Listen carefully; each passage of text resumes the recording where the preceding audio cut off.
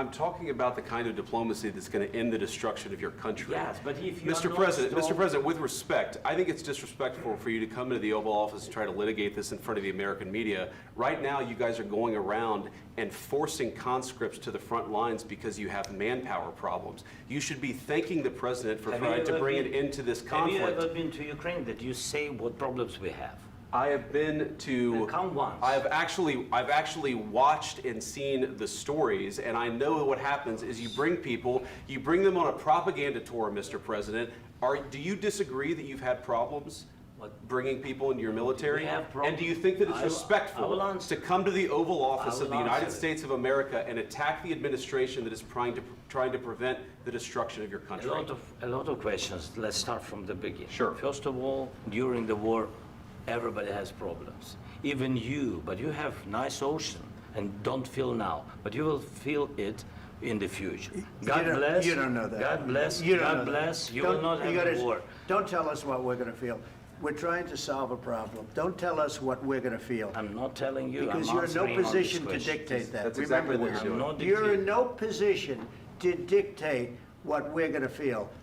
We're going to feel very good. You will feel influence. We're going to feel very good and very strong. You will feel influence. You're right now not in a very good position.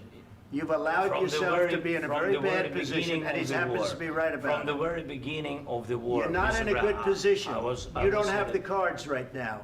With us, you start having cards. I'm not playing cards. Right now, you don't. You're playing cards. Mr. President. You're playing cards. Serious. You're gambling with the lives of war. millions of people. You're gambling with World War III.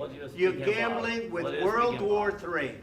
And what you're doing is very disrespectful to the country, this country. That's back to you. Far more than a lot of people said they should have. Have you said thank you once? This a lot entire of meeting? times. No, in this Even entire today. meeting, have you said thank Even you? today. You went to Pennsylvania and campaigned for the opposition in October. Offer some words of appreciation for the United States of America and the President who's trying to save your country. Please, you think that if you will speak very loudly about the war, you can... He's not speaking loudly. He's not speaking loudly. Your country is in big trouble. Can I Wait a answer? minute. No. You've done a lot of talking. Your country is in big trouble. I know. You're not winning. I know. You're not winning this. You have a damn good chance of coming out okay because of us. Mr. President, we are staying in our country, staying strong from the very beginning of the war. We've been alone, and we are thankful. I said thanks you haven't in been this alone. cabinet, you and haven't not been only alone. in this cabinet. We gave you, through this stupid president, $350 billion.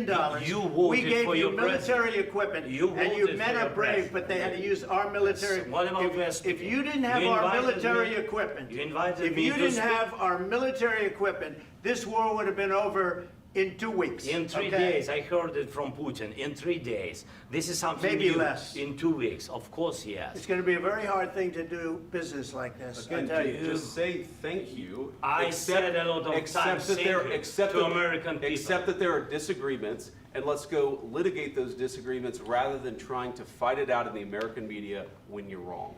We know that you're wrong. But you see, I think it's good for the American people to see what's going on. I understand, sir. I think it's very important. That's why I kept this going so long.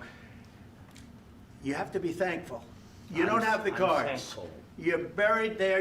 Your people are dying. You're running I low know. on soldiers. Listen, please, you're running Mr. low President. on soldiers.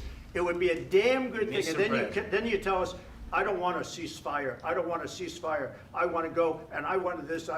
Look. If you could get a ceasefire right now, I tell you, you take it so the bullets stop flying and your men stop getting killed. Of course, we want to stop the war. But you're saying you don't want a ceasefire. But I said to you, I want a ceasefire. with guarantees. Because you'll get a ceasefire faster than an agreement. Ask our people about ceasefire, what they think. That wasn't with me. For you what, that wasn't with me.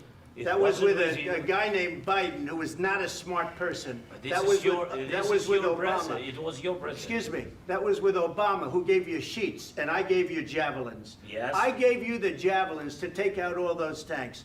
Obama gave you sheets. In fact, the statement is, Obama gave sheets and Trump gave javelins.